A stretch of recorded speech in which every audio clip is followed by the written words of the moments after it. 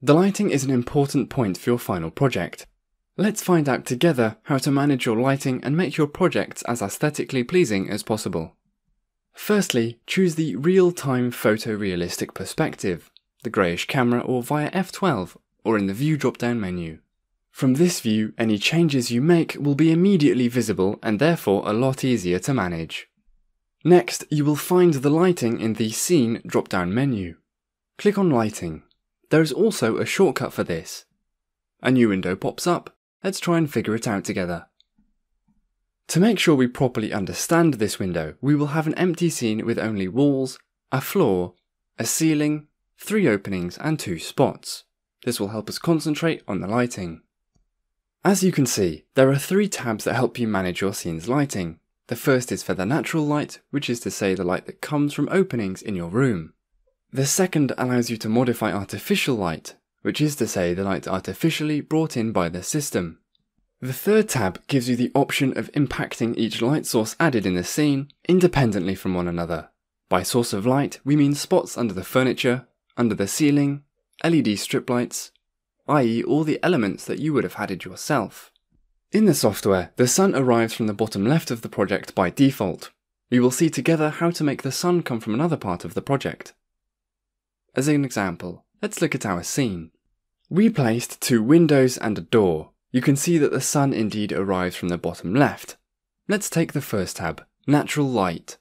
Natural light refers to all light arriving in the openings, such as doors, windows, holes, etc. The first slider, Intensity, lets you manage the global intensity of the natural light. In other words, the light coming from different constraints in the room. The more openings in the room, the more luminosity, and therefore the more reason to lower this slider. Next comes the Sunny Weather. Here you can manage the luminous impact of the sun. By moving this slider, you change how sunny the weather is. Then we have the position of the sun in the sky.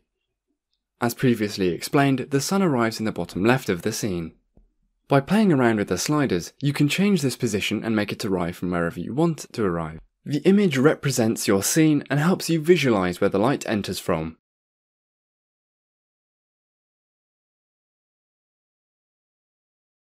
You can also calculate the position of the sun in the sky by entering the GPS coordinates of the place, the date, and the time of the sunny weather that you want. The sunlight won't be the same the 15th of April at 10 AM and the 5th of November at the same time, for example. The Shading Strength slider lets you adjust the shade contrast to have more or less impactful shade. The Ambient Light Power is to do with the general intensity of the lighting in the room, with any and all types of lighting. The last 2 sliders are present in all 3 tabs. Now let's look at the Artificial Light tab. You can add artificial light to your scene, which is light that is not linked to the openings in your room. This tab is particularly useful for rooms with few openings and so little natural light. You can add 2 different types of artificial light, point light or spotlight. Here it is just a sort of halo of light. The software will never draw in a light bulb for lamps or spots in the ceiling. This is what point light looks like, and this is what spotlight looks like. You will notice that the halo is not the same. You can then manage the quantity of spotlight or point light lighting, as well as their layout. One spot will create a diffused light as if it was coming from one central light fitting. 3 rows of 3 spots will give much more luminosity, as if you had 9 spotlights in your room. Next is the power of the artificial lighting.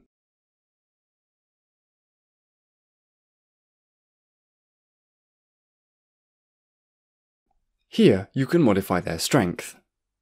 Finally, you can modify the colour of this artificial lighting. You can have it more yellow, more white, or even another colour.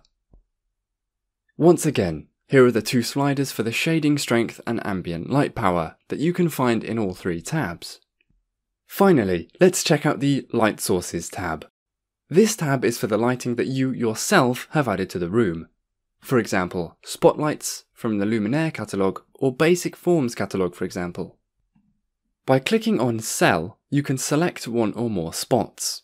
In real-time photorealistic perspective, you will immediately see what you have selected. You can then modify the colour of the light emitted by the element, as well as its IES, which is the type of halo.